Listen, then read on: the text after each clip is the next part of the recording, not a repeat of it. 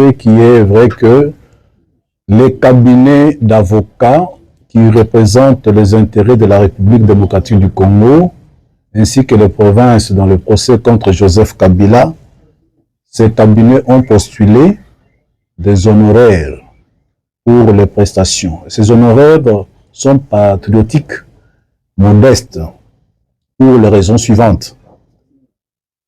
Il s'agit des honoraires exceptionnels parce que on a pris en compte la sensibilité du dossier, la dangerosité que représente M.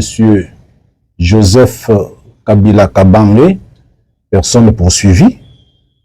On a pris en compte que beaucoup de cabinets d'avocats qui ont été consultés ont décliné la consultation en considérant la dangerosité que représente M. Joseph Kabila. Pour votre information, juste après la première audience où nous avons fait acter la comparution pour compte de la République démocratique du Congo, beaucoup d'entre nous ont reçu des messages de menaces de mort.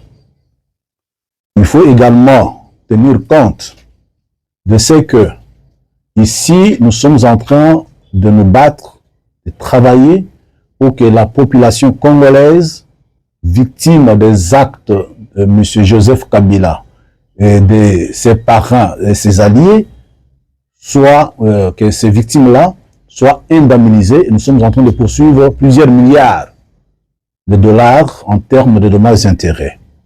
Notez, pas plus longtemps qu'au mois de mars, le 7 et le 8, vous avez vu circuler sur la toile les communiqués de presse émis par l'ancien ministre de la Justice, Constant Mutamba, qui offrait 4 millions de dollars pour quiconque arrêterait Pero Luara et 4 millions de dollars pour quiconque arrêterait Corneille Nangaa et Bertrand Bisimwa.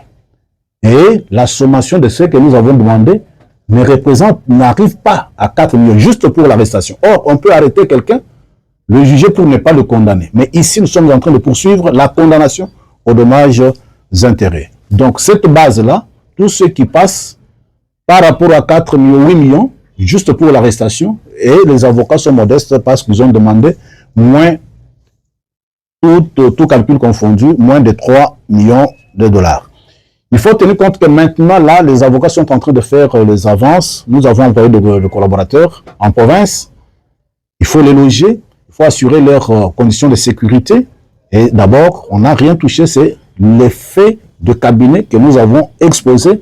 Et tenez compte que dans ces zones-là, ces collaborateurs, que ce soit ceux qui sont sur place, que ce soit ceux qui ont quitté Kinshasa pour se rendre dans ce lieu-là, il y a des mesures de sécurité particulières qu'il faut prendre.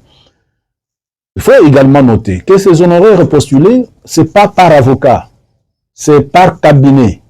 Et donc, quand vous avez vu cet avocat qui comparaissent là, c'est 7 cabinets et nous avons demandé à nos collaborateurs qui sont avec nous de ne pas comparaître pour ne pas encombrer la barre de la haute communautaire.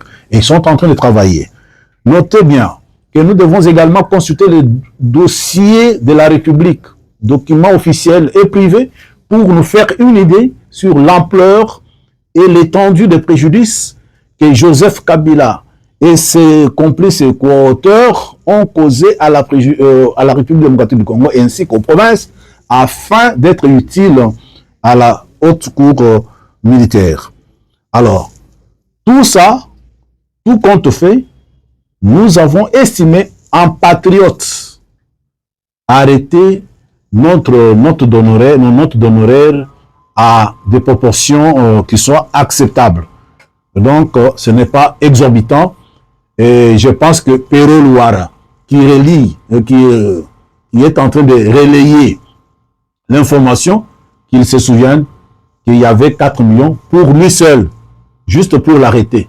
Mais ici, on n'est pas en train d'arrêter, on est en train de concourir au jugement et à des condamnations à des dommages et intérêts de plusieurs milliards de dollars au profit non seulement de la République, mais également des victimes des actes perpétrés par Joseph Kabila et ses complices.